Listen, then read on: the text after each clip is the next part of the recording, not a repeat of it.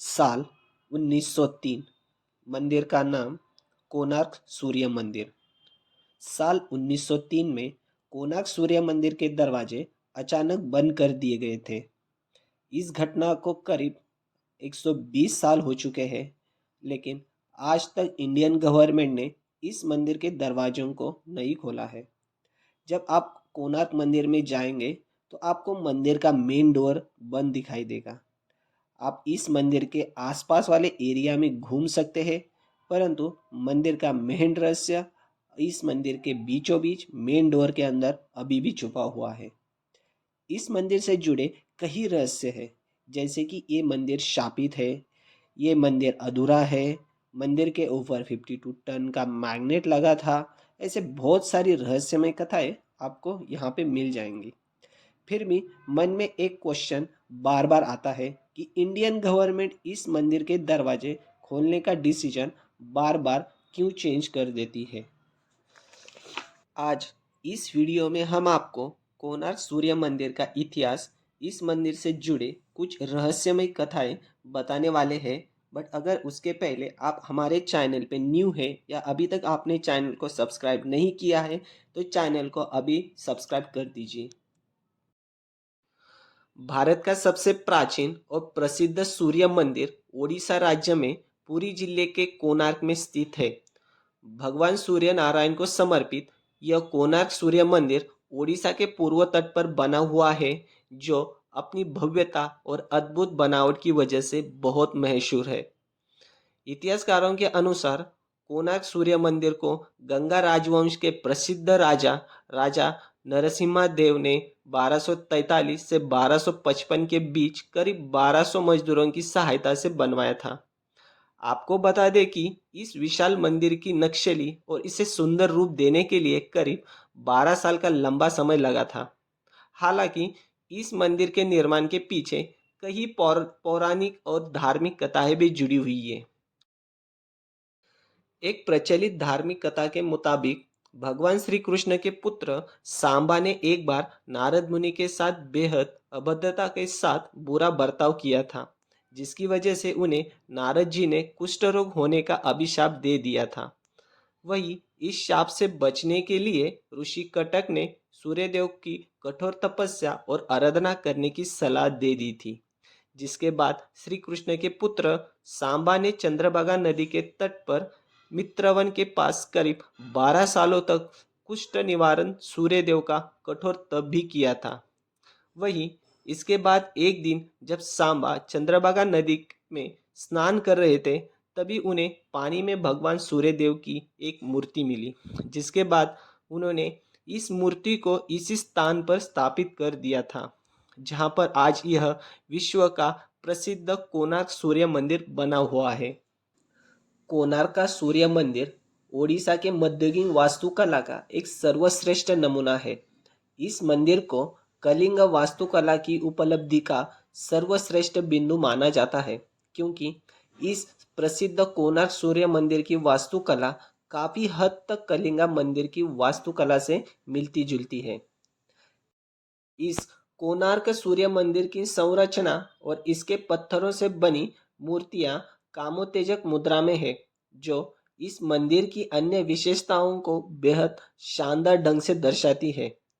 एक विशाल रथ के आकार में बने कोणार्क सूर्य मंदिर में लगभग 12 जोड़े विशाल पहिए लगे हुए हैं, जिसे करीब 7 ताकतवर घोड़े खींचते हुए प्रतीक होते हैं।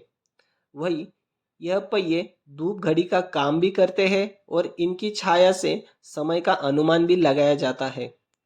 आपको बता दें कि इस मंदिर के 7 घोड़े हफ्ते के सभी 7 दिनों को प्रतीक माने जाते हैं, जबकि 12 जोड़ी पहिए दिन के 24 घंटों को प्रदर्शित करते हैं। इसके साथ ही इनमें लगी 8 ताड़ियां दिन के 8 पहरों को दर्शाती है। कोणार्क सूर्य मंदिर के मुख्य प्रवेश द्वार पर शेरों द्वारा हाथियों के विनाश का दृश्य अंकित है, जिसमें शेर घमंडी और अहंकारी दिखाई देते हैं और हाथी धन का प्रतीक माना जाता है।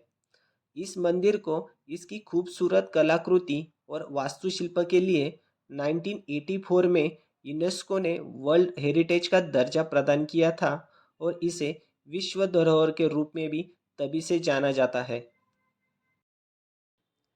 कुछ दंतकथाओं के अनुसार कोणार्क सूर्य मंदिर के शीर्ष पर एक चुंबकीय पत्थर रखा हुआ था। कहा जाता है कि चुंबकीय पत्थर का प्रभाव इतना ज़्यादा था कि समुद्र में गुजरने वाली प्रत्येक पानी की जहाज इस मंदिर की ओर अपने आप ही खींची चली आती थी। इस वजह से प्रत्येक पानी की जहाज़ों को भारी नुकसान उठाना पड़ता था और वह अक्सर अपने रास्ते से भटक जाया करते थे। पौराणिक कथाओं के अनुसार कहा जाता है कि जो भी समुद्र नाविक अपनी जहाज को लेकर मंदिर के रास्ते से होकर गुजरते थे, उनका चुंबकीय दिशा सूचक यंत्र अपनी दिशा को सही से नहीं बताता था और वह दिशाहीन हो जाते थे।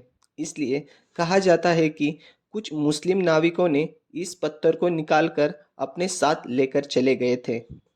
मगर अन्य कथाओं के अनुसार कहा जाता है कि यह पत्थर मंदिर के शीर्ष पर इसलिए रखा गया था कि यह चारों दीवारों को सही से केंद्रित करने का करके इसका बैलेंस बनाए रखने के लिए सहायता करता था। चुंबकीय पत्थर को निकालने से कहा जाता है कि मंदिर का संतुलन खराब हो गया और वह धीरे धीरे ध्वस्त होने लगे थे।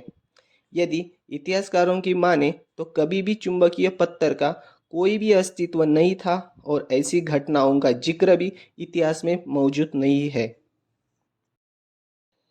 कहा जाता है कि मंदिर को रेत में छिपाने के बाद यह स्थान जंगल में बदल गया था, लेकिन साल 1900 के आसपास अंग्रेजी हुकूमत में जब अंग्रेज गवर्नर लॉर्ड कॉर्जन कारोबार की खोज में उड़ीसा पहुंचे, तो उन्हें इस जगह में 300 साल पुराना मंदिर होने का रहस्य पता चला था, जिसे लॉर्ड कॉर्जन ने अन्य ब्रिटिश खोजकर्ता अधिकारियों की निर्देश में मंदिर को रेत और बालुओं से निकाला था।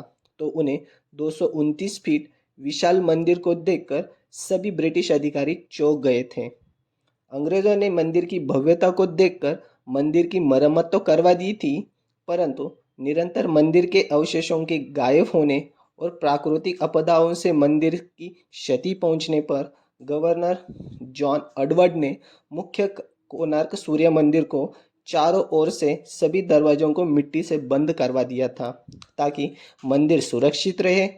यह काम लगभग 3 साल तक चला था, जिसे आज लगभग 120 साल हो जाने पर भी खोला नहीं गया है।